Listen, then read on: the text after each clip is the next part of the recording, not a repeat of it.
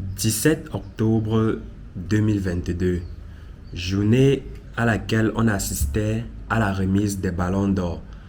Le ballon d'or de cette année était la 66e édition et c'était un événement durant lequel on récompense les meilleurs joueurs durant une saison.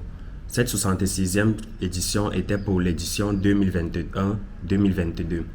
Et durant cet événement, on partageait des trophées ou bien en guise de récompense à certains joueurs. Des joueurs qui ont brillé, que ce soit des gardiens, des joueurs dans différents clubs, dans différents pays, qui ont brillé durant une période bien déterminée. Et cette édition était pour 2021-2022. Durant cette remise de ballon d'or, l'événement qui m'a beaucoup plus marqué, ou bien la partie qui m'a énormément marqué, c'est la partie où on a fait intervenir les NFT. C'est quoi les NFT? Vous avez déjà probablement entendu parler des NFT. Les NFT sont les non-fungible tokens, donc c'est-à-dire les tokens non fungibles. En gros, ce n'est pas difficile, ça veut tout simplement dire les propriétés numériques qui garantissent l'unicité.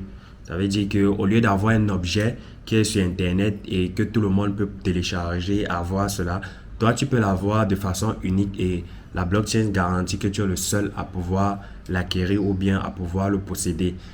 Je prends par exemple un exemple.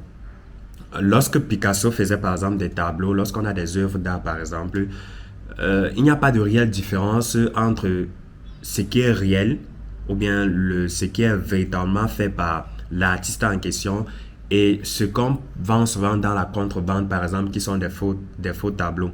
Il n'y a pas de réelle différence. Ça veut dire que si je prends un tableau de Picasso par exemple et je donne à un ami qui s'y connaît dans le domaine de l'art, il me produit la même chose, ça sera véritablement identique et il n'y aura pas de réelle différence. Et cela va faire en sorte qu'on va pouvoir vendre des faux tableaux à d'autres personnes, ce qui ne garantit pas la véracité de la chose. Maintenant, les NFT sont venus apporter les touches personnelles qui garantissent en fait l'unicité de ce tableau-là. Ça veut dire qu'au lieu d'avoir un tableau physique, on te permet d'avoir un tableau numérique, mais que ça soit numérique, tu seras le seul à le posséder. Je prends un exemple. Actuellement, sur Facebook ou bien sur les plateformes en ligne, lorsque tu postes une vidéo ou bien une photo, rien ne garantit que ça t'appartient. Ça veut dire que quelqu'un peut être en France, la personne télécharge la même vidéo, la même photo dans son téléphone et ça devient sa propre vidéo à elle-même. Donc rien ne garantit que c'est ta vidéo. Mais pourtant, les NFT viennent apporter leur touche personnelle, ce qui veut dire que si tu as maintenant une photo qui est sous forme d'NFT par exemple, et que tu postes sur Internet, il y aura une identité, généralement appelée les ID, qui va garantir sur la blockchain que tu es le seul à pouvoir posséder cet objet-là. Et cet objet sera retraçable sur la blockchain et qui garantit l'unicité. C'est ça véritablement les NFT. Dans les thèmes très très difficiles qu'on emploie souvent, c'est ça les NFT de façon très simple. Donc, ce sont des titres ou bien des propriétés numériques garantissant une unicité en fait. Et ces propriétés numériques-là sont régies, fonctionnent sur une technologie. Et cette technologie-là, c'est la blockchain. Et c'est d'où je voulais faire en venir que le ballon d'or et la blockchain. Vous voyez, on a associé le ballon d'or en dehors des trophées qu'on a remis aux joueurs. D'aucuns voyaient les trophées qu'on remettait, mais moi, je voyais plutôt autre chose. Parce qu'à côté du trophée physique qu'on remettait, on leur faisait comprendre qu'en réalité, ils auront un autre cadeau qui sera sous forme d'NFT. Donc, qui sera sous forme de tokens non fongibles qui seront les seuls à pouvoir les détenir. Et c'est ça qui m'a beaucoup plus marqué dans cette histoire. Je me suis dit, si un événement pareil, qui est l'un des plus grands événements au monde, l'un des événements les plus regardés au monde, après le Classico, après la finale de la Champions League, après la finale de la Coupe du Monde, revient l'événement de France Football où ils remettent le ballon d'or au meilleur. Donc c'est l'un des événements les plus regardés au monde. Donc on est en train d'associer le football, les événements les plus importants dans le domaine du football, de l'art dans sa globalité avec la blockchain. Et c'est d'où je voulais en venir. Là, on a parlé des NFT.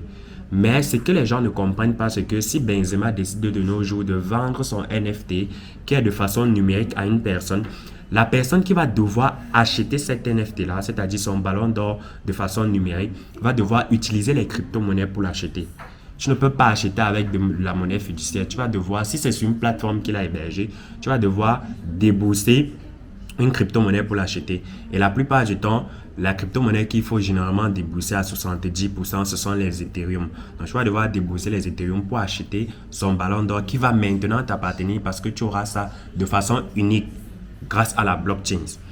Et cela est juste magnifique parce que, voilà, on parle beaucoup plus des cryptos aux gens. La majorité des personnes pensent qu'il s'agit uniquement du côté de l'arnaque. Non, c'est parce que les gens ne comprennent pas réellement ce qui se passe derrière qu'ils pensent que c'est de l'arnaque. Parce que si on associe déjà le ballon d'or avec les NFT, ça veut probablement dire que derrière, il y a également les cryptos. Pour avoir un NFT, il faut acheter avec les crypto-monnaies et il faut savoir comment est-ce que ça fonctionne. Il faut savoir son utilité. Il faut savoir comment est-ce qu'on transfère dans les wallets, dans les portefeuilles. Et là, c'est très important. Là, c'est le point où ça devient critique parce que c'est l'endroit où la majorité des gens se font souvent arnaquer. Pour pouvoir utiliser les NFT, il faut d'abord au préalable savoir utiliser les cryptos. Les NFT, c'est l'une des applications de la technologie blockchain, tout comme les crypto-monnaies sont l'une des applications également de la technologie blockchain. Donc, c'est deux applications qui régissent ou bien qui se posent uniquement sur une seule technologie qui est la blockchain. Et c'est la raison, c'est pour pouvoir vulgariser ce domaine de la crypto-monnaie, faire comprendre ce domaine à beaucoup plus de personnes que ce samedi 22 octobre, j'organise au siège de la Startup Academy à Yaoundé, plus précisément au Carrefour Isakam à Vogada, un événement durant lequel je vais partager avec vous les astuces, les méthodes et les principes que j'utilise de façon quotidienne, de façon hebdomadaire, de façon mensuelle dans le domaine des cryptos actifs et plus précisément dans le domaine de la crypto-monnaie. Donc si tu es intéressé et que tu es dans l'une des villes ou bien aux environs, n'oublie pas de cliquer sur le lien en description de la vidéo et on se retrouve à très bientôt. Mais retiens ceci, le monde est en train d'évoluer, les technologies sont en train d'avancer. Tu dois impérativement te mettre à jour pour pouvoir très vite évoluer avec des gens. Sinon, ça va dépasser le step des ballons d'or. Ça va également passer à d'autres steps. Et si tu n'es pas à jour, tu vas devoir mourir. Donc, on se retrouve à très bientôt pour une nouvelle vidéo. Prenez soin de vous.